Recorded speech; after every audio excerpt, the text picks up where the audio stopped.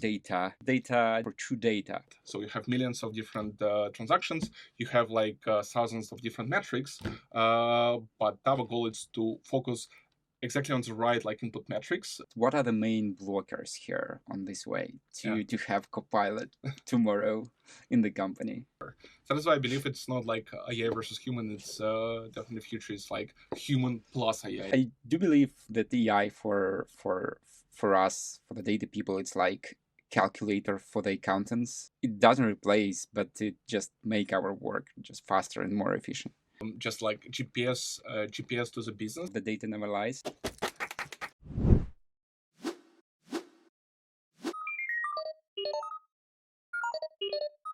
Hey, what's up, data addicted people of the internet? Welcome to this new episode of the Data Never Lies podcast. I'm Ivan, your host here and the CEO of the Data Never Lies company. We are top 10 data visualization business intelligence companies in US and UK. Here we bring in our friends, partners, and customers, the top data-driven minds from different industries to share true stories about how proper data can be the ultimate driver of growth. And speaking of growth, you probably heard that saying that to move fast, to grow fast, you need to stay hungry.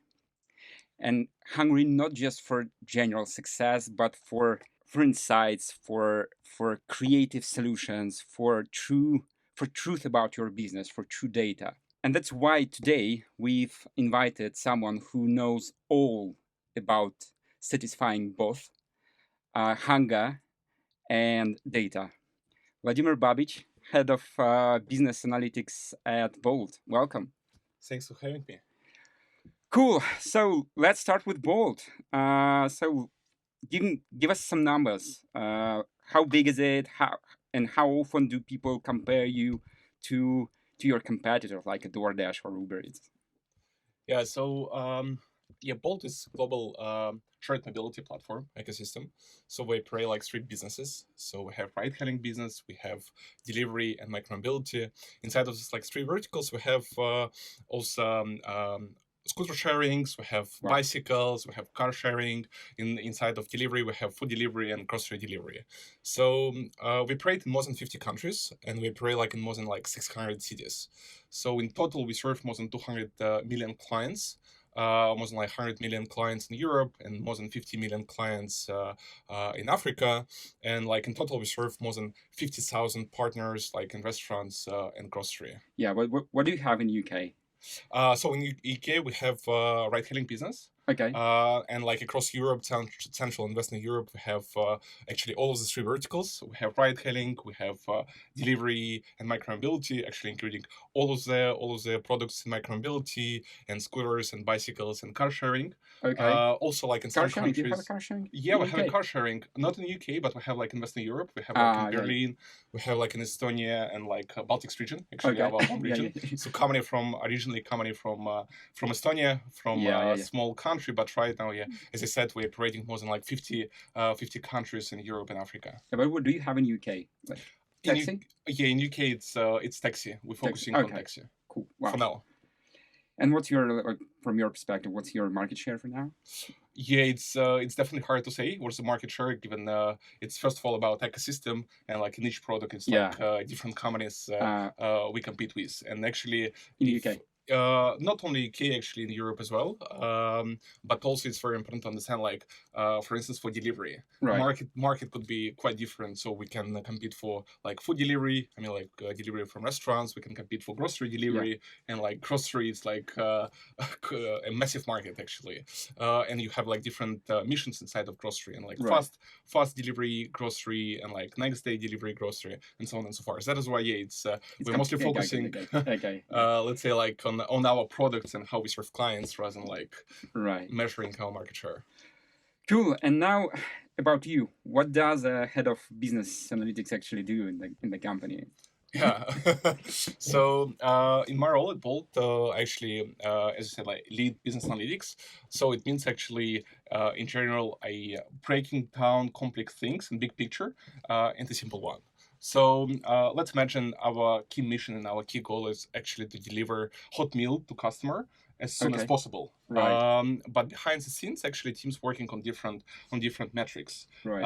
So it's like optimizing the road, it's choosing the right restaurants, actually putting uh, putting the order on the right time. So it's really like so many different things behind the scenes. Okay. And my goal is to actually figure out like the right metrics to focus on. It's second, Uh, third layer metrics, input metrics, which we can actually trigger the pool to make this like mission happen to our customers to actually deliver the order like quickly, and it's arrived to our customers hot. So yeah, my main goal is to make sure we're focusing on the right input metrics. So we're not obsessed just like with output metric. We focusing on input metrics. okay. Um, Yeah, makes sense. Cool. How many people do you have? Like, so how many people like Bolt has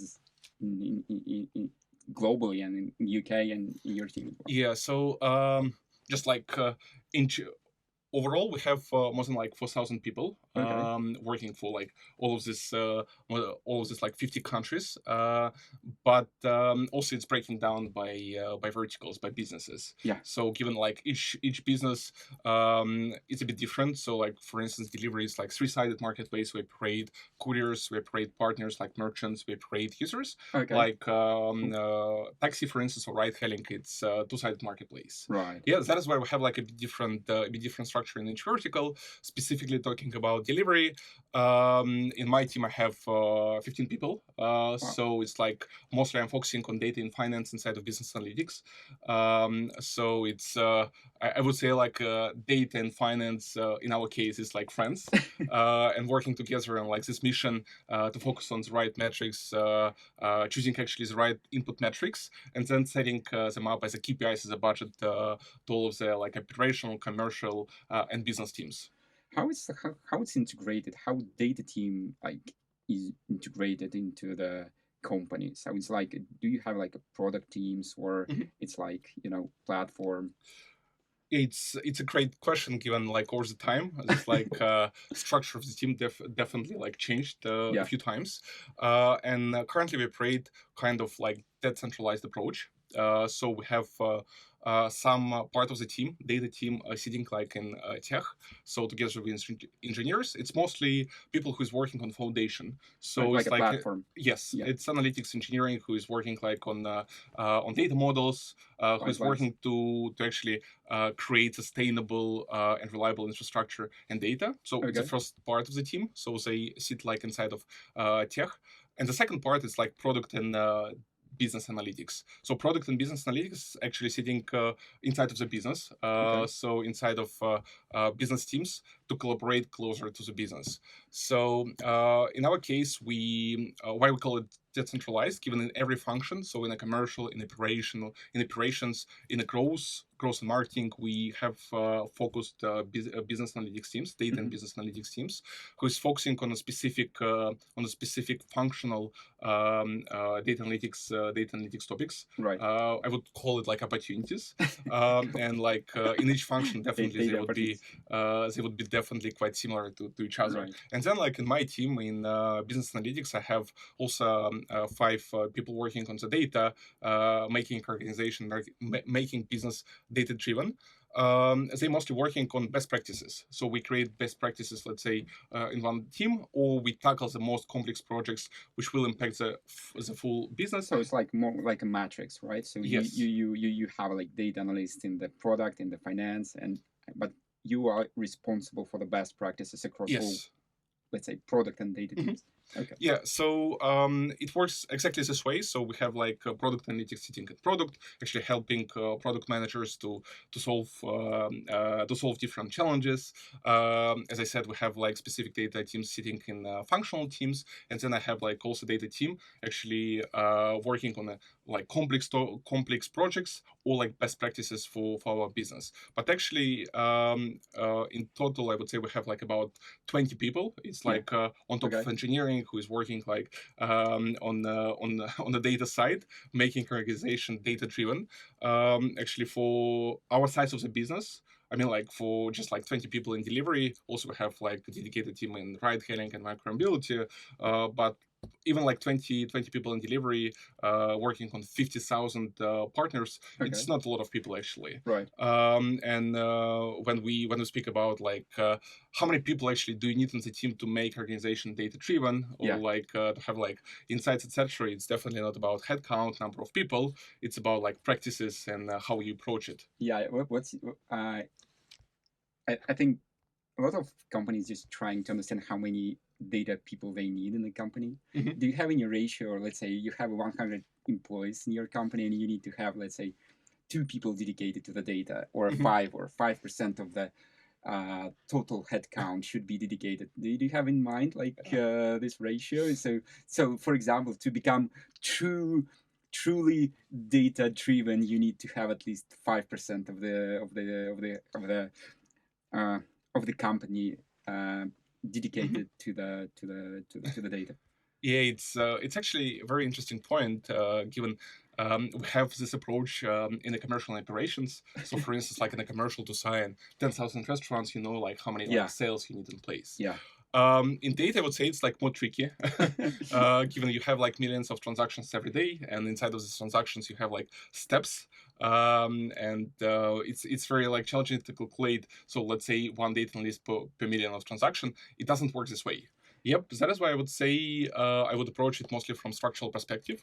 So, firstly, you need someone would be responsible for infrastructure and data quality. So to make sure you have like quality data, reliable data models in place, it's the first side. On the second side, it's how many actually data analysts you need to work with the business teams. Yeah. I think we can approach it like from two sides. First of all, it's how we approaching. So we have like business functional teams like commercial, operations, growth team, customer support team, or customer success team. So, and for every team, definitely you need at least like one person dedicated to specific business areas. Yeah. I would say like at least one, and then like depends on your level of maturity. I would say you can scale it further, and then. If you have opportunity, if you have budgets, then you can create like a team on top of that who will be responsible for best practices, who will be responsible for some like more complex general topics in the business. So I would say it's depend not about scale. I would say it mostly depends on the structure of your business. Right. But okay, how many people do you have dedicated to the data? Again, so in the company in general, right? So roughly, let's try to calculate the ratio for the full boat. I've just for data, like data engineering, data analytics, all. So if we include data engineering, who is working on the app as well, like back end and front end, I would say like it's about like 400 people at least. It would be about 400 people dedicated to the data. Not just to data, just working on the app, backend, front end, developing the app, and so marketplace. So marketplace we have in place for ride hailing, for food delivery, and for micromobility to exist to operate. So it's like 400 people, but just focusing on data. So as I said, like in our case, in case of delivery, it's like about 20 people. 20 people. For all markets. For all markets, really scalable. And for other teams, I would say for other businesses, it even less, given as I said, we operate like three-sided marketplace and delivery. In like ride hailing, it's two-sided marketplace. That is why it's actually one problem less, one challenge less. So it's like up to 50 people, right? So maximum. Maximum. And the total number of people in the it's 4,000 people. 4,000 people. But I would say it's even more. It's even more important to think about the scale of the business. As I said, we operate 50 countries, and inside of 50 countries, we operate more than 600 cities. So even like 4,000 people for 600 people, it's actually not a big ratio. It's quite a lean team, I would say. So it sounded like 1.25%. So that's pretty lean. But but from other side, you are pretty like data-borne from my perspective. So you do a lot. So it's scalable in your case. Cool. Yeah, it's I would say it's like DNA of the company, not only like data, but in like in all the departments. So we I would say obsessed like with efficiency. Given we're building the business, first of all, we're trying to figure out like the potential opportunity, and then if we see like potential like high ROI projects, then we can hire the people. Not the other way around. We hire like, let's say, thousands of people, and then we figure out actually we don't need so many people, and then we like reduce headcount. It's not our approach. That is why I would say we find like the way how we operate our DNA. It's be like lean. It's first of all, and be very obsessed with efficiency. Yeah, I think from my experience, like usually it's between 1% and 2%. Depends on the maturity and the stage of the, let's say, business intelligence maturity. So cool. Yeah, nice. And there are so many talks about should product and business people do SQL. So what's the role of the data analyst in the product team, right? So because, for example, in the large enterprises, when you hire a product manager, there is a requirement to understand SQL and to do some basic analytics by himself, right? Do you have such kind of requirements, or all analytics? So yeah, like where is the border between, let's say, requirements for the product and business people, right? To know SQL and like maybe some basic BI tools such as Looker Studio or something like that, or Excel visualizations, and like business analysts. What actually data analysts do in the product teams, for example, and do your product people do some kind of analytics by themselves? Yeah. It's a good question, given I saw lots of examples, different examples, like in different companies, where like let's say to business people, it's a mandatory requirement to know like SQL, for instance. So like some languages like Python, for instance. In our case, it's not mandatory for business people to know like SQL or like Python, but it's mandatory for like data and business analysts to know this. And exactly, that's the difference. So that's the difference between data and data people and business operations. So data, first of all, working on the tooling and visualization tools to bring insights from the data to the business people, and business people then like working to integrate these insights into actions. That is why in our case it's not mandatory for like product and business people to know SQL. At the same time, we have lots of people working directly with the data in the business teams. As I said, we're a lean team. That is why we don't have like so many business people to support like all of the requests from all of the business teams. What we create practices. We show these practices to people, and we teach people actually how to use data and how to use our like tooling. And based on these practices, actually they use it. That is why it's not like 100% requirement. First of all, we value in people it's like mindset, and like critical thinking mindset, and cultural fit, and like all these technical skills. It's you can learn during the process. And more important for us, it's actually to bring all of these learnings and visibility from like, let's say, data perspective to business in a more like, let's say, sustainable and a simple way. Okay. So if I'm a product person in Bolt, so I don't need a SQL, so I have a dedicated data analyst who can help me, so I can focus on the product, right? And you use some kind of task, I don't know, manager. So if I need some kind of, I don't know, I want to calculate churn for the last 2 weeks in London, right? So I just set a task for my data analyst, who is a part of my team. Okay, cool. Yeah, that makes sense.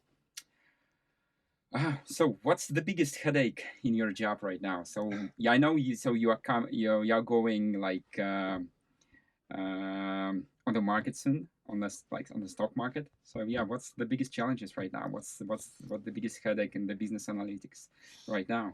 So from my side, probably would highlight like two things. So first one, it's actually too many data.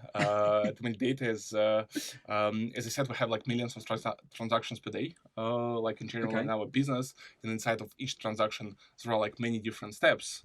At the same time, we have like a limited number of people working on the business. So that's why for us, it's actually it's not a headache, but it's definitely a priority and a challenge.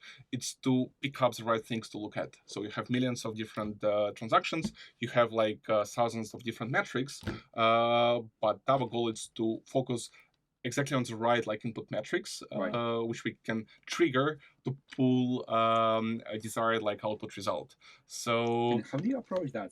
I think that's very interesting. So how do you choose metrics to track and to focus right now? So yeah, from the point of view of process, do you have any kind of brainstorming sessions, or is that's I think this is important because it's really important. It's so true. So you have so many metrics to track and so many metrics to track and evolve, right? But you need to choose a proper list of metrics. I would say that's a job, especially for me. So what we are doing, especially in the business analytics, like in data and finance people, is first of all like focusing on the right metrics. Trying to figure out at the point of time, like let's say like for Q1 or for Q2, what metric we need to choose, like out of dozens, hundreds, or like thousands of metrics for like different business teams. So just like consistently focusing on this one until we reach like some output results.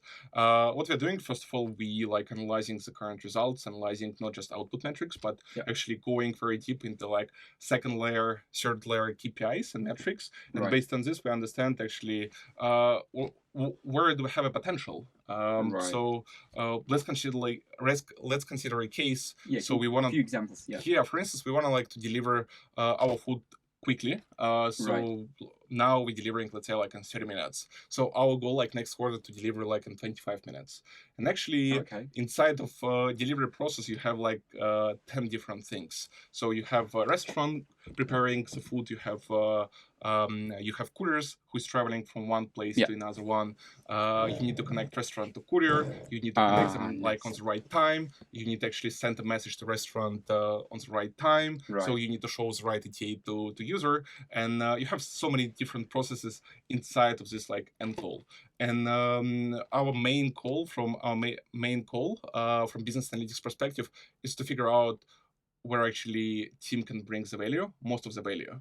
Given just asking team, let's say, courier operations to focusing on all of the 10 metrics or 20 metrics, it's just like, okay, do something. And in this case, when we figure out like specific metric, okay, just focus on late orders, and once we figure out what's the main reason for late orders, like in some cases could be delays from restaurant. And if we figure out it's delays from restaurant, actually we should send a message or like set a KPI from our perspective to merchant team who is responsible for merchants. If we know it's not like a restaurant fault, but it's like a courier fault. So let's say courier have too many orders. So sometimes we batch orders. And we over-batched. Then it's like a signal to a courier team. Okay, you need to focus on this specific one, and this specific metric or action would help us to actually reduce our delivery time from 30 minutes to 25 minutes. Yeah, but do you have like let's say like C-level or like top level team who decides what metrics to track for each team, or you like more, okay guys, this is what we need to achieve from the point of view of the revenue, so just some general metric, and then each department decides by themselves how they are going to reach this goal. So how does it work? So is it like a more like it works like in two different ways, and then like it comes to end result. So first of all, like business analytics team, so like my team working from data perspective, analyzing results, understanding what like happened, let's say last week, last month, last quarter, in each specific area. So based on this, we figure out like what opportunities do we have, let's say for next quarter, or like for what key projects we can set to achieve like some different output metrics. Then like these findings move from data team to finance team, and finance actually set KPIs and budgets based on this to like business teams. And then actually once we set KPIs, and this KPIs definitely we discussed like with the management team, with each team as well. So we aligned. So our findings and for instance our bets actually make sense to them as well. So like both sides should be fully aligned. And once we align on these KPIs, let's say for some period of time, then actually it's back to data in terms of visualization, in terms of reporting. So it should be like visible on a daily basis. It should be clearly visualized as well. So you open a dashboard and you understand what does it mean and actually how I perform versus a KPI. Right. So it should be very like easy accessible in such case. Okay. So that's why it's how business analytics works in our case. It's combination of data and finance team who is figuring out like what's the opportunities we have, setting KPIs and budgets, and then actually helping team to report and understand how they go versus this like let's say KPI and budget, and actually providing them like additional insights along the way. Right. Okay. So financial team is setting the goals and then confirming by business teams. Right. Cool. So how many metrics do you track? Have you ever calculated? It's a hard question. Given I would say first of all like metrics changing over the time, given business evolving, and every quarter hopefully if business go to the next stage we introduce like new metrics. We go deeper. So as I said, we trying to go deep, not just focus like on output metrics. For instance, for the management, for sure, like output metric is like important, like GMV or like EBITDA or some like profitability metrics, but it's only like 1% of the team, and 99% of the team focusing on this like input metrics. And every quarter, every year you go like deeper. Let's start like first year you started like with -1 from like output metrics, and like next year or next quarter you go like to -2 and then -3, and every quarter it's go deeper and deeper. And actually in place you have so many metrics. I would say every quarter or every year is like let's say dozens of new metrics or like even hundreds of new metrics, but actually focus area remains the same. So every team focusing let's say on 5-10 metrics maximum input metrics at a time, at like some period of time. It could be months, it could be quarter, and then we just like reconsider priorities. We should focus. So it's not a secret focus, but consistency and focus I would say is like success of the business. What's your top 20 metrics? Let's try maybe top 10. It's so I would say from which side to look at it. So if you look from output perspective, definitely it would be like some P&L metrics, it would be some service metrics and some CVP metrics. It's from an output perspective. But if you look from input metrics, but you mentioned like GMV.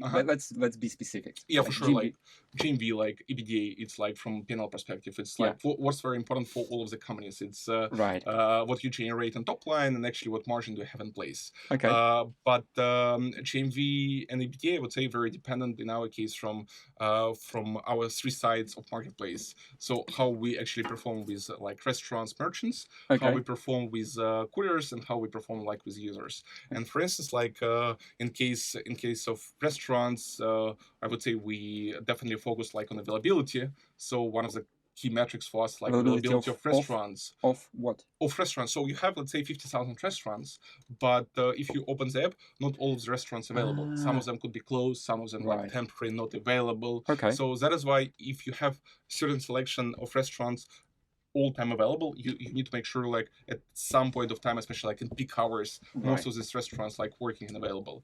Plus, for instance, like for couriers, what's important? Actually, it's important like availability of your couriers. So how many couriers you have like especially in peak hours, like dinner time or lunch time, and what's your like quality of service? It's actually bad orders in our case. So bad orders, what does it mean? So you order a food in ETA, so promised time is was like 30 minutes from like burgers from McDonald's, and we deliver like in 35 minutes. It's a bad order. So you're probably not fully satisfied with our service, and we track it. Definitely we track it, and it's one of the key focus areas for us is to make sure like actually this like satisfaction level for users like at highest possible level. Definitely 100% is like ultimate goal, but it's always a goal, I would say. But every quarter you go like step by step. So you have a like straight correlation between the rating of the order and the speed of the delivery.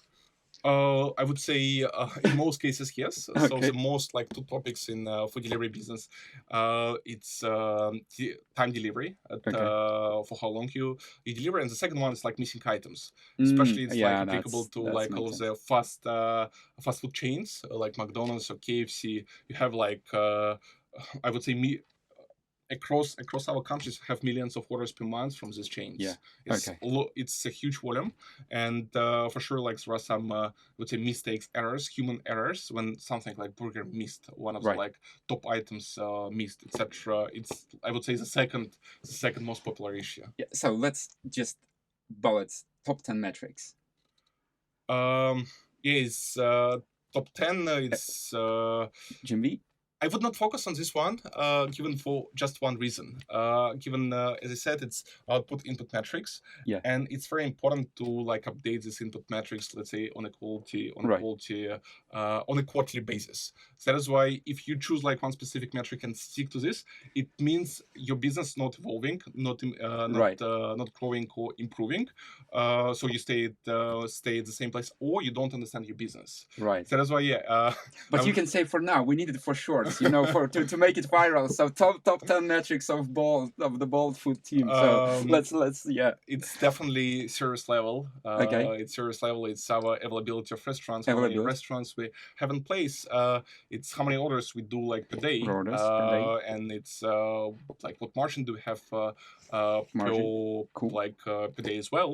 I would say inside of these metrics, you can go deeper and deeper, Yeah.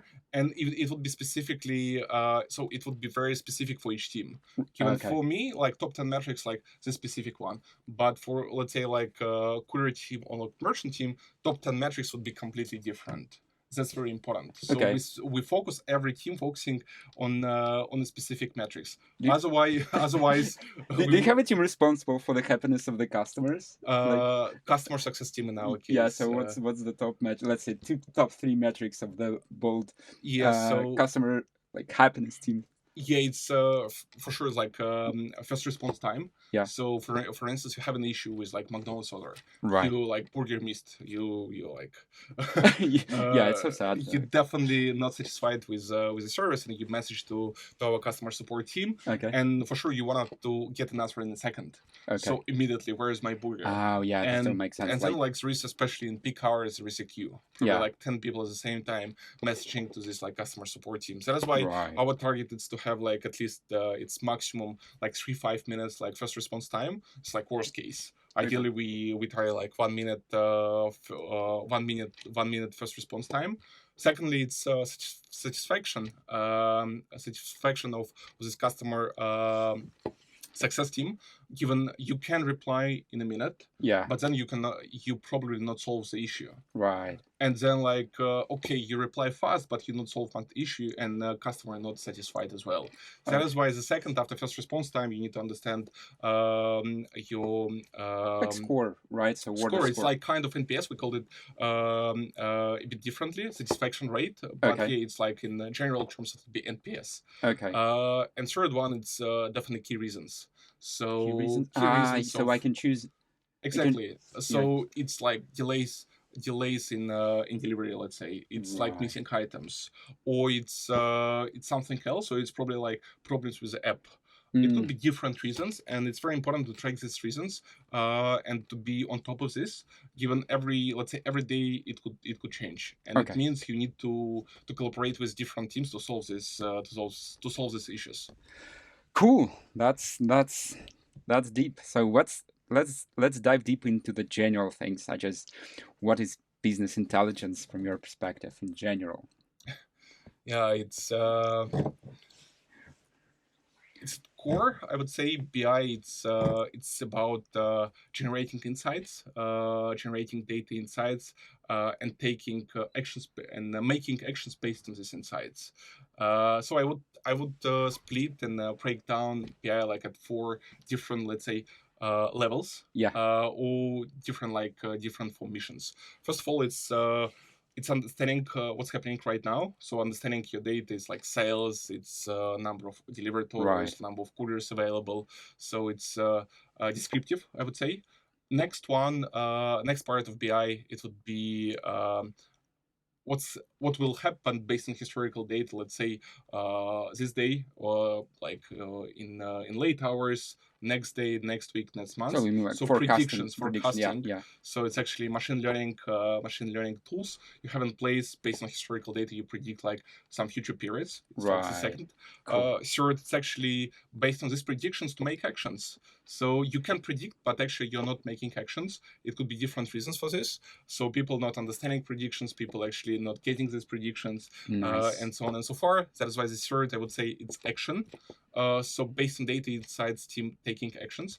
And the last one is visualization. So like all of this and historical things and like predictions actually available to all of the teams, and they understand these things. Cool. You started with the with the insight. What actually what is insight? That's because I think this is like a buzzword, so everybody use it. But what, from your perspective, what is insight in from the point of view of the business intelligence? Mhm. So I would say it's probably it would be best to consider from like some practical example. Yeah. So for instance, you have a countries like let's say country in Europe. We can take like UK. Yeah. And in Let's UK, go through the bolt insights. yeah, and let's say UK like in UK, fish and chips. you have decline in sales, Okay. decline in revenue. Okay. So something happened last week, last month, and you see declining trend. Right. Team look at this and doesn't understand exactly what's happening. Then you go deeper, and first of all, you break down by your key levers, like users. Users come from a few perspectives. It's like new users, it's like old users. Okay, you understand something happened like with old users. Then you look deeper and you understand you have like 2 points. You have retention, so so how many users actually retained from the previous months? How many users ordered? How many active users previous last month ordered like in this month? Or it's frequency. Right. So like the same number of users can order like 2 times per month or like 4 times per month. Right. And you say, okay, so frequency dropped actually from like 4 times per month to 2 times per month. Okay, you want to further to understand what exactly happens with frequency.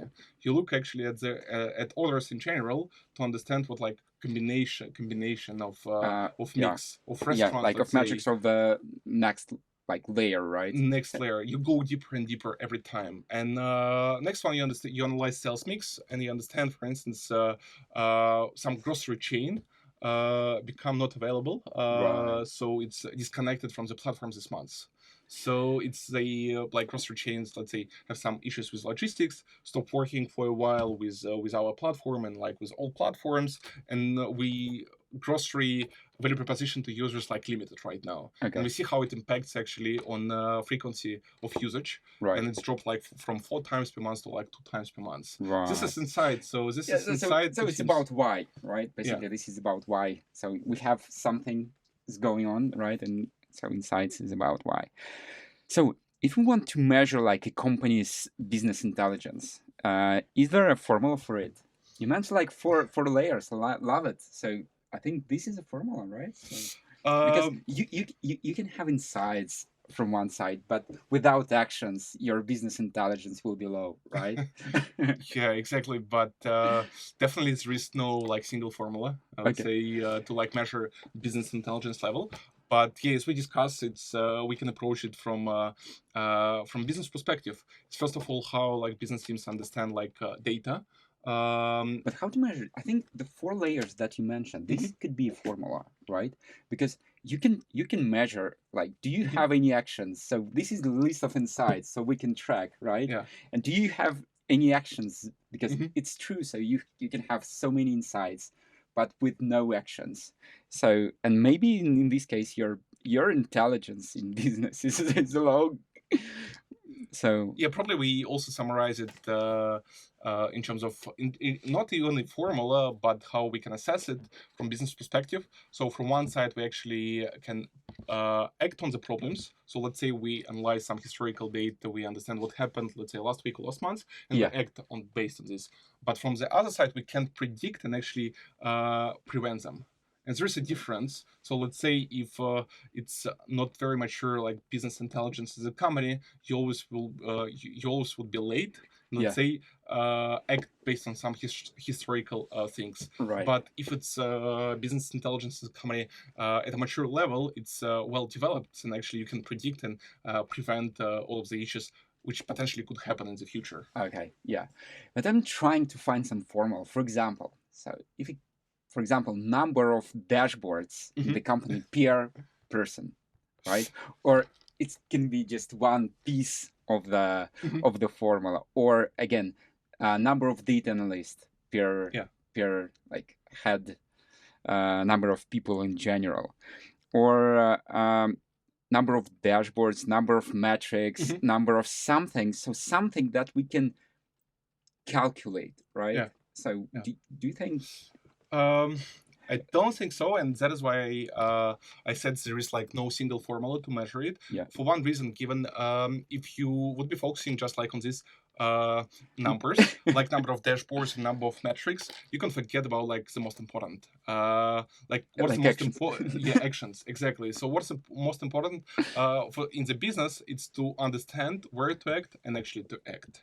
And does it depend on number of metrics, number of dashboards? Sometimes yes, sometimes no. It depends like what dashboards you have in place, like how complex are they. For instance, you have like, let's say, thousands of dashboards, but actually it's too many dashboards, and it's confusing for the people, and it's not bringing value. It's actually taking value from the business.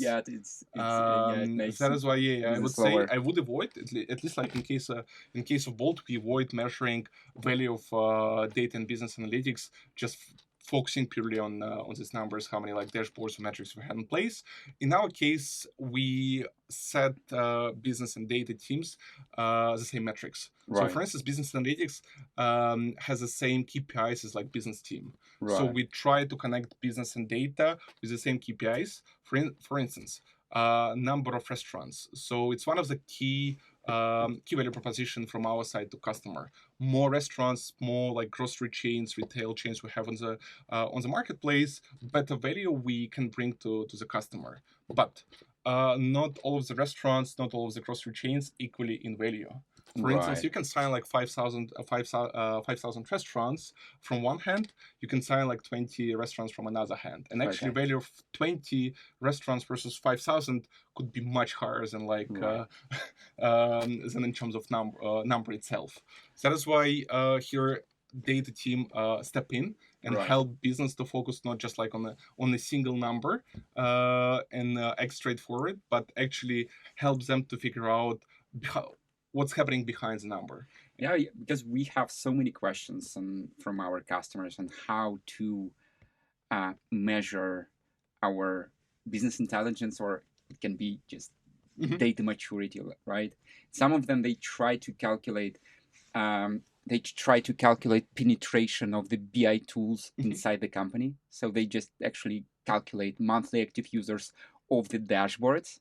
So just to push penetration of the dashboards, or weekly active users of the dashboards. What do you think here? So can be this metric like it could be probably it could work for someone, but yes, in my view, actually you should focus from actually end business goal to some like internal things. Sometimes said it, for some teams it could work, especially if it's like large organization and you have like thousands of people working, let's say, in data. But in my view, first of all, how mature organization in terms of data, it's not measuring by number of people, by number of dashboards or by number of metrics in place.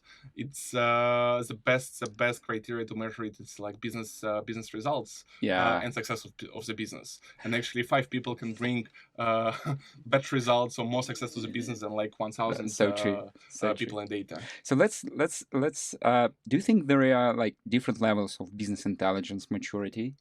Like data maturity? 100%. Yeah. So can you define it somehow? So can we just, I don't know, Excel only or something in the beginning?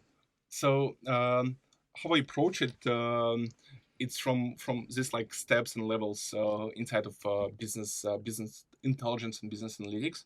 So as I said, there are like a few levels. So first of all, it's about like about your past and actual performance. Right. So what sales you have, what like different key metrics you have in place. This is So level number one. level So number one, you thinking just about like the past. understand, Yeah. you just understand your performance, but you don't act on this performance. And actually this is a level for most of the companies, I would say, especially for like early stage, like startups, early stage companies.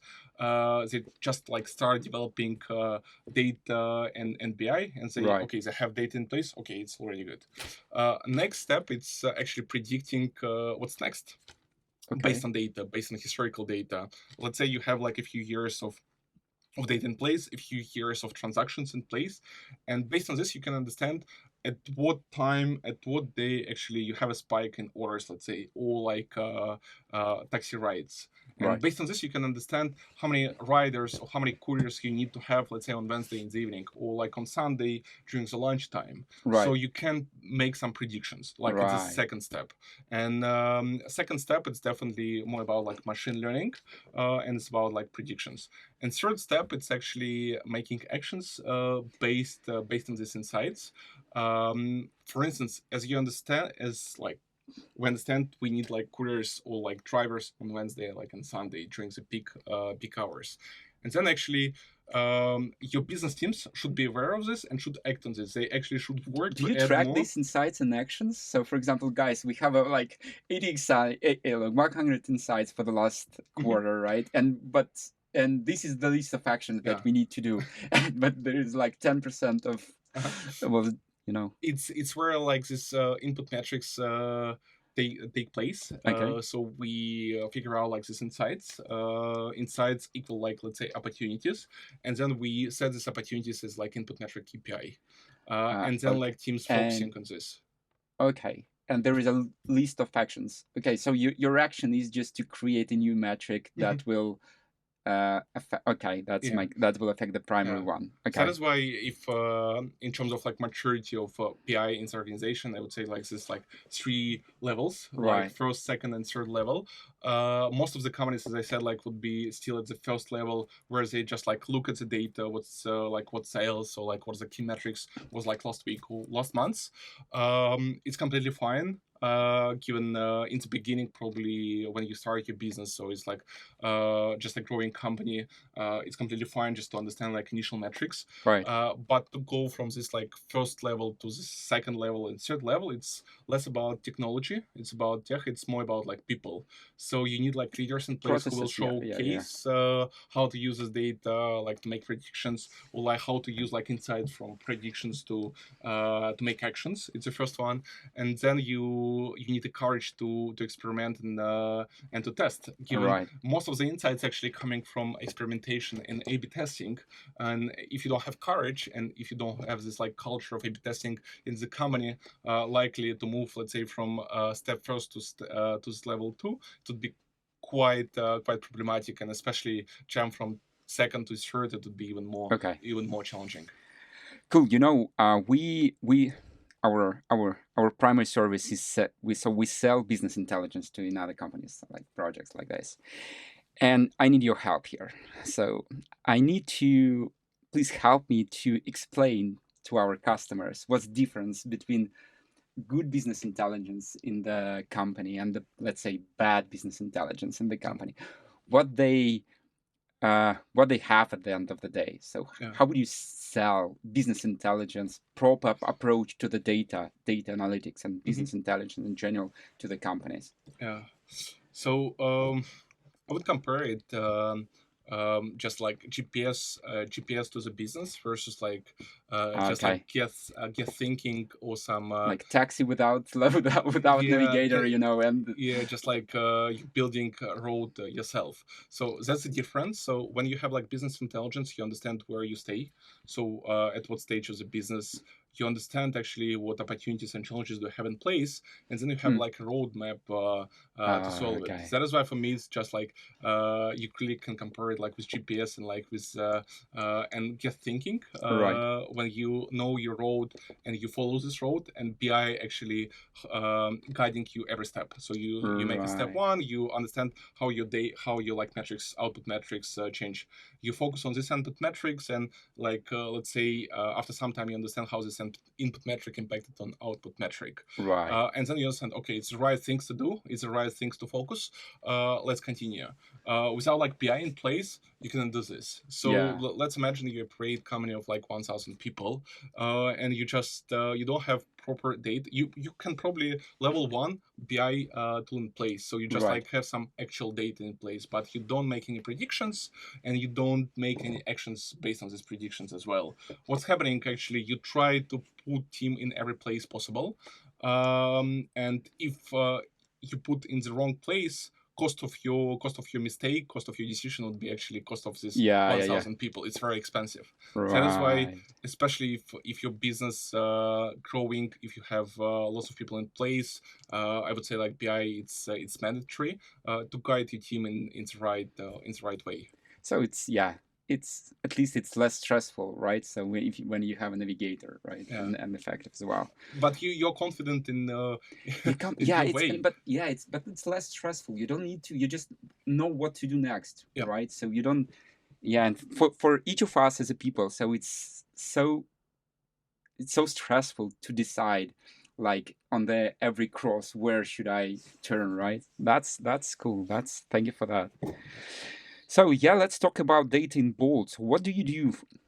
Like, what's your? Do you have any secret sources, like from the point of the data stack, data approach? How are you different from the competitors? Yeah, it's a good question. Given we quite often have a discussion like inside as a company at Bolt, what's our like secret sauce? First of all, our founder quite often like joking on in this regard, and he also like mentioned it like a few times in different interviews. So we did a really poor job in fundraising. So we raised less money than like our competitors in US, for instance. So Less, we less. less Okay. money. So let's imagine we raised like a few billion. Yeah. Our like peers like in the US or like in different continents raised like dozens of billions, like 10 Right. times more than us. That is Right. why we did a poor job like in fundraising. That is why we should succeed in something different. And That's fine. our secret sauce, or I would say like our focus area, it's definitely operations, how we handle operations, and we call it like hyper-local execution. Right. So we're creating more than Like 50. local by markets, you mean? Not exactly. That's exactly the difference. So we operate in more than like 50 countries. We operate more than like 600 cities. But Right. let's say countries within like Europe, like Estonia and like Germany is different. Or True. countries like inside of Africa, like South Africa and Nigeria is also different. Right. But if you take, let's say, cities inside UK, like let's say like London versus Manchester or like Liverpool, it's also different cities. But even if you take neighborhoods inside of the London, if you take like Chelsea, like on my fair, and compare it to let's say Croydon. Croydon, or let's say you compare it to Shoreditch, it's Right. also completely different. And actually, customer needs in these like different neighborhoods inside even London, it's completely different. Let's say you have lots of lots of fancy restaurants in like Chelsea or Shoreditch. Yeah. Kensington, let's say, but actually customers missing some fast food restaurants in Kensington Right. during the night. Let's say they want to order like McDonald's midnight, Okay. and you're focusing actually on very fancy restaurants. Or like in Shoreditch, you the way around, you don't have like you have lots of fast food restaurants, casual restaurants, but you Right. don't have some like English classic food. And when you approach it from this perspective, when you understand your customer deeply, and we look our atomic level, it's not a city level, it's not even a country level, it's a neighborhood level. district level. We Oh wow. understand like customer Wow. points at every neighborhood. So in such case, we need to add like this cuisine, this type of restaurant. In other case, actually, we need to add more couriers, so to make deliveries faster in this place. In other case, for instance, we don't have like enough like drivers. And we need Okay. to put drivers from this district, from this neighborhood to like neighbor one. Cool. And we try to like spread and pray approach. So we have money and we try to do every like the single strategy across the board. It's a completely in our case it's completely prohibited. Right. So Right. we approach from a very dedicated method to every neighborhood. So we call it like hyperlocal execution. It helps us to actually get like maximum ROI from every single step from each business function. It could be commercial operations, especially investments. When you Yeah. invest like in discounts, marketing, or pricing, when you understand your customer Yeah. at such level, you can propose some specific offer to them. So Right. let's say in one district, you understand it's very important just like to level up your brand awareness. So Mhm. you have a good service, but customers, users like in this neighborhood just not aware of this. You need to invest in marketing, but at the same time, like in other neighborhood, you have a quite good brand awareness, but you introduce like let's say like grocery offering. You connect new grocery chains, and you want to showcase how cool is Yeah. grocery Yeah. offering. You provide a discount. Try the service. That's fun. But And it would be very specific at every neighborhood. That is why, yeah, I would say our secret sauce and hyper localization. yeah, Yeah. it's hyper local focus. Right. That's cool. That's cool. And but by the way, do you do any personalization like Yep. in the app? So Yeah. or like next best actions? So like, do you track what I have ordered like before, and do you do any suggestions based on the data, like data-driven stuff? Yeah. So in as I said, like I'm trying. Yeah, I'm data trying it's our to. navigator, and Yeah, in yeah. case of user, it's also works the same way. So when we have data, we control our business. When we Right. have data, we understand our user as well. So yes, we know like user patterns. So actually, what user likes most. For instance, is user ordering in most cases like sushi places, like Right. from sushi places. We understand like user likes sushi. We'll recommend more new sushi places. If we sign and onboard new sushi place, first of all, we would recommend the sushi place to this user.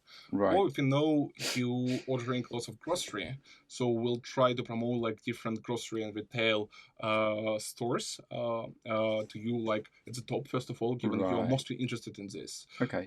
Same time, for instance, if you know we sign like new cool like restaurants, which not very popular probably in your district, but it's Yeah. like in other district we want to like showcase this like new restaurant to you as well. Probably you will try and you would love it. Yeah. That's why personalization actually works quite well. So, Cool. but it works well if it works.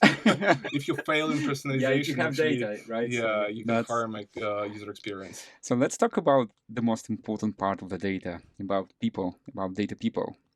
So let's start with the structure. What's from your perspective the perfect data team Mhm. structure, and maybe like structure of the company with the data team looks like? Mhm. So I believe first of all, data should be connected to the business Right. and ideally sit inside of the business. So teams, both team and business teams, and data and let's say business analytics working on the same problems and opportunities at the same time. Okay. That is why I would avoid let's say collecting all of the data people in one place and disconnecting them from the business. As we discussed, so less Yeah, it's teams, right? So like more like a product teams with that data analyst insights. yeah, it's the first one I would say. At the same time, for instance, I would also avoid generalists. Let's say people working on just data, people working just on everything. Let's say on data models and data insights and Yeah. visualization. I would prefer actually data people focusing on like specific mission.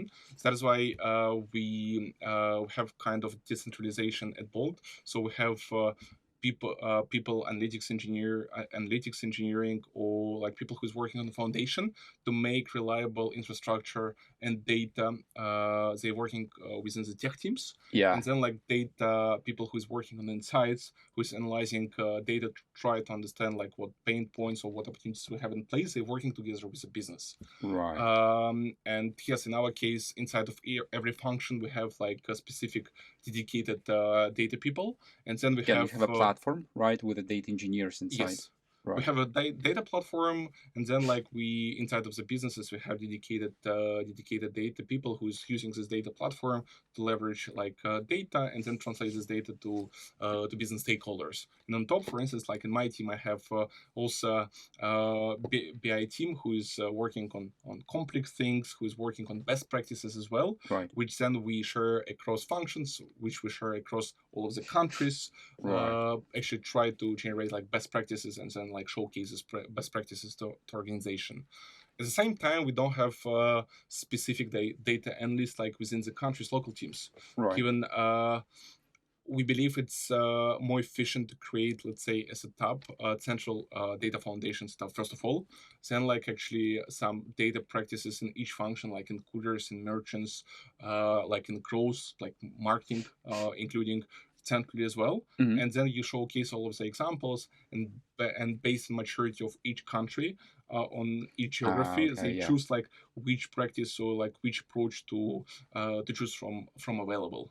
Right. So we have a data platform responsible for the data collection, storage, and processing, right? Creating views, I think, right? And then you have a data analyst, Yes. and let's Yes. say I need new data for the analysis. I just set a task for Yeah. the platform, Exactly. right? Exactly. Okay. So it means actually in such case the data platform would be aligned. Yeah. You'd be aligned. You would avoid like different, let's say, approaches or different like standards. Right. It's first of all. Secondly, in such cases, teams just like more efficient. I believe it's more efficient if you're working on the same things multiple times. You'd be like Yeah. more proficient in this, rather than you jumping from, let's say, one things in like data foundation and other things in like in analysis, in data analysis, and third one, let's say, in visualization. Right. So when you have a focus, you have like better efficiency and highly likely you have like better quality of your output. Okay. So business has a task. Then data analyst works on the level of the BI tools and working with the views data tables that already in the, let's say, data warehouse, right? And if they needed some additional views or additional data sets, they set a task for the Data sets, platforms. yes, but in terms of visualization, it's actually creating inside of the business. So like data analyst inside of the business team creates specific view which required for this specific business team. So in our case, foundation team like analytics engineering working on the data model and on the metrics, so all of the metrics available, and then you can play with these metrics Okay. how you want first of all, and also, as I said, like business evolving over the times. That is why you create probably something last quarter. It's not already like applicable to this quarter. You need to create something else. That is why, in terms of visualization, in terms of reports and analysis, it's coming from business teams. Cool. Let's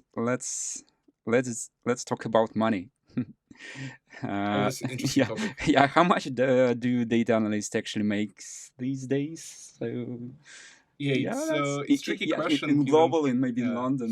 it's tricky question given, for instance, we have like data people across quite a lot of locations. So we have like data team in Estonia, it's our home market where we have HQ. We have people like in Poland and Romania. So in Europe, it's like data hubs. Also, we have people in Berlin, in Amsterdam. So it's also kind of data hubs like for Western Europe. And also we have like some teams working like in London. And definitely like ranges would be different between locations. There is like no single range for all of the locations, but like in general for entry level data analyst, it would be 40 to 60k, from 40 to 60k pounds? a year.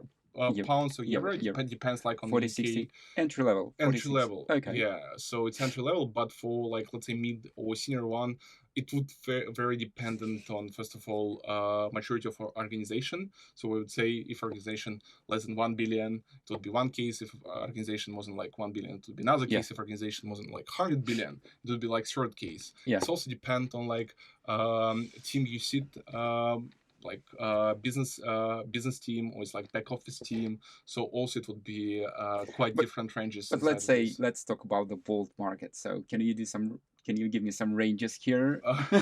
I cannot tell like specific ranges. As I said, it's like Okay. very different let's between. let's Uh-huh. let's say let's talk not about Bolt, but maybe for the early stage startups. So yeah, some numbers for the early stage startups. Let's say company with 50 people inside, Mhm. and yeah, if I'm a data analyst, what in let's say in London, Mhm. it's yeah.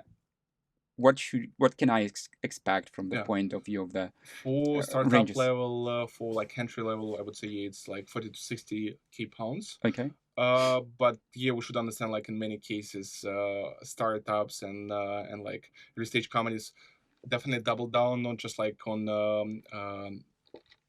Entity, yeah, yeah, entry on stocks. salary, but it's also like in stock options. Yeah. It's also like opportunity to work like on a new product, creating something new, and actually Without like lots of legacy, people. yeah. Yeah, lots of people values this. It's not all about money. It's actually about value you're creating. And to Right. be honest, I believe like in our case Bolt, it's very important. First of all, people coming for like value. Okay. We create for customer, we create for community, for people. And only secondary it would be like money. Given if you have single motivation money, then likely this motivation go away like quite fast. Okay.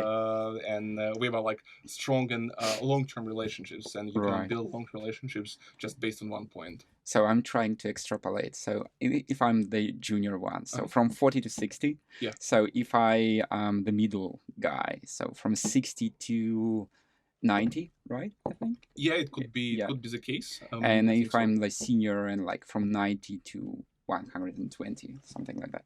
Yeah, I think so. But yeah, as I said, It really yeah, depends. it would be very different company case by case Right. and industry by industry. Cool. Yeah, but why people work for Bolt, like particularly maybe for the data team, Mhm. you know this. So, Yeah, I would say it's first of all our mission. So we trying to make like cities for people and for cars. Okay. And with all of our products and ride hailing and micromobility and delivery, we try to support our mission. It's first of all, and actually looking at our size. So company came from like small country like Estonia. So it's like population less than like 2 million in Estonia, and right now we operate like in more than 50 countries, 600 cities. Wow. For like for about like 10 years. That's why actually we I would say quite successful in our mission. Right. It's first of all. Secondly, in terms of our approach, as I said, we probably didn't raise so much money as like raised our like friends from like the US. At the same time, we operate like very efficiently. That is why people inside of Bolt, they have opportunity to be not only specific on just like let's say data, like business analytics. You can act as an entrepreneur. If you know insights, you can act on these insights. No one would be limiting you to actually act on this. And it's actually it's one of the best values which company can provide to you. It's opportunity to learn a lot, opportunity to test and try.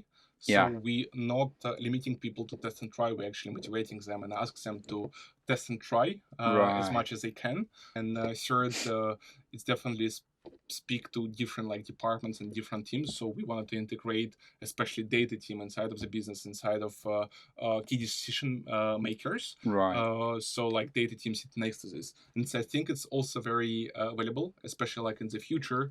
Given I believe like future it would be about like especially in data, it's about like storytelling and asking the right questions. And let's say if you're working just on data in isolation, on like technical things in isolation, you'll be missing this experience and this skill set. And yeah, so just to summarize, I think it's like it's definitely mission. Yeah. It's definitely our cultural approach. So we invest in people, providing them opportunity to learn based on practical things, Okay. and then we support actually people to develop inside of the company. Right. So if let's say I'm a middle data analyst, what should I expect from the point of view of data stack? So maybe like let's dive deep into BI tools, right? Yeah. So what do you use, guys? Yeah. So we use Looker for visualization in our Like case. enterprise Looker, enterprise level. Enterprise Looker, but yeah, we started like working with Looker from the beginning, from the start. Right. So it means we working with this tool more than like around 10 years. We Pros had and cons. debates, Pros yeah, and pros and cons. cons. We had debates, I would say, like a few years ago, which actually tool. So we a large organization right now. Right. We have 200 million customers. So which tool would be better for us? And it was like internal debate. We should like shift from like Looker to another one. Yeah. You have like as an alternative, you have a Tableau, you have Power BI, Yeah. and given people coming from different companies, in Yeah. every company they use like different, and Yeah, they but come and actually and highlight the tool they actually used in the previous experience. yeah. It's So like the classic way. I would say like in our case, we're not advocating for specific tool, given right. what we feel like each tool would have like pros and cons. So some tools could be better like in visualization. Can we compare like by the way, how many users of the Looker do you have roughly? So we have like 4,000 people like in our Wow. organization. So our target is actually 4,000 people using every Ah, single person nice, using BI nice. tool. It's Nice, also nice. when you can 100%. yeah, That's it's cool. actually how you can measure also BI integration and BI maturity, yeah, of the company. You're So right. yeah, it's our target. So everyone in the company, every single person using our visualization tool, Right. like That's Looker. funny. In terms Cool. of pros and cons, yeah, as I said, it's you have first of all like visualization BI tool. It's the first step. It would be like reporting and visualization. Yeah. So you can have some limitations, let's say like in Looker, in terms of like what graphs you can build. At the same time, is it the main value of this tool? I don't think so. I think or it so it's is it the main part of, let's say, business intelligence? I don't think so. Right. I think it's all about like processes, and tool is just like tool. It's like small piece of the puzzle. Right. So that's why you can have like the best tool, but if you don't have the right people like on top of this tool, if you don't have the right process on top of this tool, you would fail in terms of like Right. maturity of your data organization, or you're not going to be a data driven organization. That is Right. why I would say it's in our case, at least like in our case, we less focus on what tool we're using. We more focused how we use tool and what processes we have in place to connect to this tool. Nice. What data roles are in the highest demand right now? Like, if I'm like Yeah. junior IT person and I want to jump into the Yeah. data science world, so yeah. I would first of all I would connect it to BI or like data maturity of the companies, and as we discussed, like there are like 3 levels. Yeah. And still like lots of companies, especially when you start company, you're building infrastructure. Yeah, let's say I'm your youngest brother and I Yeah. say I'm just want to be a data scientist one day. Yeah. Where should I focus right now? Like data engineer or Yeah. maybe like... So still I believe at the moment still like in high demand in data engineering and data analysts. Yeah. Given lots of companies trying to move from like step 1 to step 2. That is why still you need to build like good infrastructure. You need to have like reliable data. Plus, you need to understand like this data and translate this like insights. That is why and engineers and data engineers and data analysts still in high demand. It's now. Right. But more and more, I think in the next years, companies will move from step 1 to step 2. So in the predictions, that is why to have predictions in place, you need like ML engineers. Yeah. Who's working like on ML models. So that is why I think currently definitely it's very high demand for ML engineers, and I think demand for the next years will be growing as well for this one. And for sure, now, especially now, demand for AI like product managers and Nice. AI experts, it's also growing growing quickly. So we probably haven't seen it last year, but we already seen it like this year. So demand for, let's say, people who knows how to integrate AI into the company, Right. it's valued a lot. And we don't know how far would it go and how fast. First of all, probably Right. like in already like in 6 months, by end of the year, like demand for this role would be like two or three times Right. higher. Yeah, okay. Yeah, one more question before the AI. So, what's the difference actually between like data analysts and data scientists? So in the first level, you collect data and you try to analyze this data to understand like to get some insights. So Right. it's the work of data analyst. So a data analyst go deep into the data and try to bring some insights, try to understand something. In case of data science, so in our case, for instance, like typical case for marketplace companies is like pricing. So we need to understand what pricing we need to put in place for customers. Right. For different customers, for different Different, it's segments. predictive, Look. it's dynamic. Okay. Pricing, it's not like a single pricing. First of all, it will be different, depends on time. So Okay. definitely you have like a surge pricing in peak hours, like let's say in dinner and lunchtime, when people ordering lots of food, and you don't have like enough coolers. Or the same like in in in dinner time for taxi, for instance, people Right. ordering a lot of taxi after work, or like when they go out like to restaurants. That is why like at some peak hours you have like a spike in number of rides. Um, that is why like data analysts actually focusing on these patterns, trying to understand like okay, what patterns we have in place and how business can solve it or Yeah. improve it, what opportunities we have inside of this. For data science, during these peak hours you would adjust algorithms to work Okay. instead of person. So it would be algorithms in place which would adjust, let's say, pricing algorithm Like to adjust the price. Yeah, pricing pricing model. model based on like list of data points, Yeah, right? you have less couriers, you have less drivers, prices would go up. You have more drivers, less demand, prices go down. It's the first one. First of all, it depends on like on the, if we, let's say, talk about London. So in one part of the London, in central London, you have like many taxi drivers. Yeah. For sure, you can lower the price.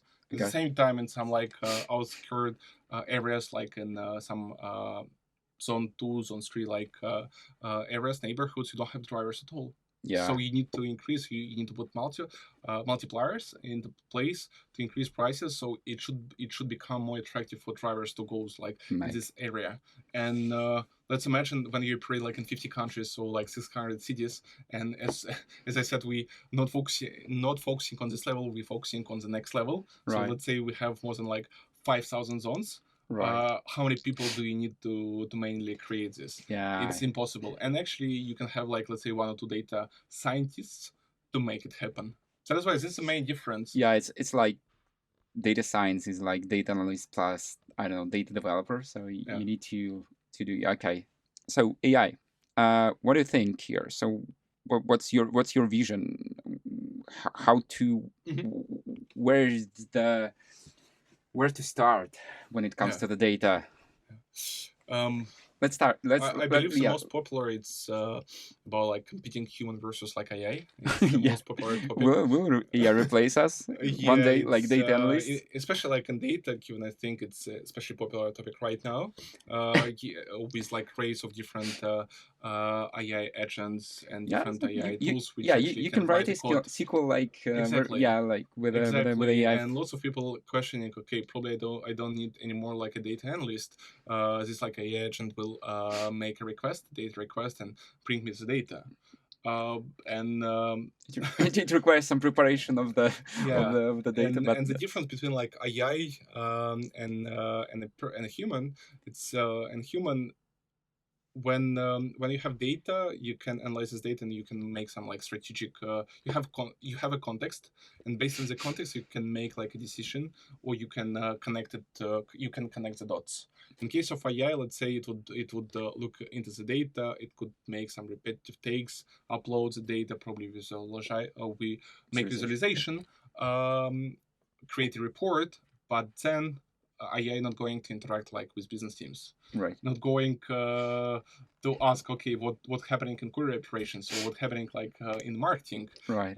It's not the case. That is why I believe it's actually empowering the data teams. AI will empower data teams. That is why data analysts hopefully soon will reduce number of repetitive tasks, and they will SQL have coding, yeah like, yeah. yeah they will they will reduce number of these repetitive tasks, and they will focus more like on speaking to business teams, trying to understand like To explain why. trying to understand like what challenges they have, and to use AI tools actually to solve these challenges like faster. So that's why I believe it's not like AI versus human. It's definitely the future is like human plus AI. It's like, yeah, I do believe that the AI for us, for the data people, it's like calculator for the accountants, 50 years ago or something like that. So it doesn't replace, but it just make our work just faster and more efficient.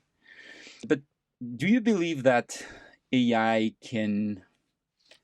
like can be an assistant in business, Yeah, just to like proactive? Imagine, so yeah. every morning you have a list of insights and recommendations that that comes from your AI.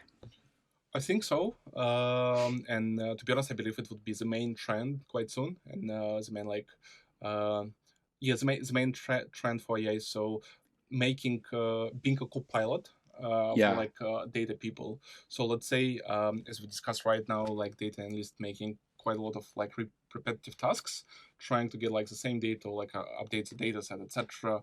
And hopefully soon it would be replaced with AI as the Right. first one. So AI will become a co-pilot. Secondly, even more like excited, it's about natural language processing, when you can make a query like in a Google. Okay, You can talk get to your me. data. You can talk to your data exactly. Okay, give me data about like this region, this specific like part of the business, or compare this region to another region. So you don't need to build like some report. You don't need to go deep into data sets. You can request this like information or even analysis. I would say analysis from AI tool, and then you get this. And Right. you spend time not like trying to collect this data. You spend time to analyze and to Right. understand and what decision or what action make on this. So Right. that's why it's what I'm saying. I'm first of all believe that AI would empower data teams and business stakeholders. First one, it would improve and increase efficiency, but more importantly, will shift focus of all of the teams from just like getting data, putting in the right Right. place, visualizing data, Okay. thinking more about like strategic decisions. Right. Right. But what are the main blockers here on this way Yeah. to have Copilot tomorrow in the company, from Uh, your perspective? Because things. it looks like it's pretty like almost here, but Yeah. maybe there's It's almost here. You already like see some like examples yeah. in some companies where like data teams using this as a copilot. At the same time, we should think. So, for instance, we operate large business, so we have more than 200 million users. Yeah. So we should think about like security of the data, Confidentiality, confidentiality yeah. of the data first of all.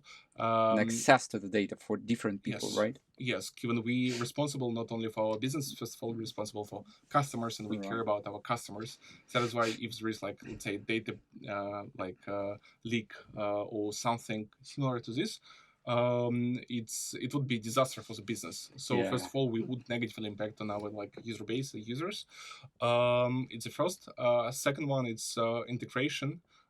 So to integrate this like AI tool, it's for now it's not a simple exercise, I would say, Yeah. especially if you operate a complex business. Yeah, and you have Uh, huge amount of data, right? yeah, you have like different systems, you have a huge amount of data, and you have like different processes also connected to this like platforms and tools. That is why just like integrate, it's not just like a simple word. No, no, It's no. a huge That's task behind yeah. It's behind like this. we have a projects with like more than 12-month length, and the biggest challenge here is to uh like metadata, Hmm. because for example, let's say I'm trying to ask my copilot, Yep. what sales do I have Mhm. for the last 20 days in London, right? But how to calculate sales? What sales means, Mhm. right? Is it like number of Yeah. orders delivered? Should I include the refunds or Mhm. not? So many questions behind, and Yeah. you need to build all this context Yeah. for the AI to make it efficient, right? I think we are almost there. Thank you for this talk. Yeah, it's pleasure. It's Yeah, pleasure to be here. thank you.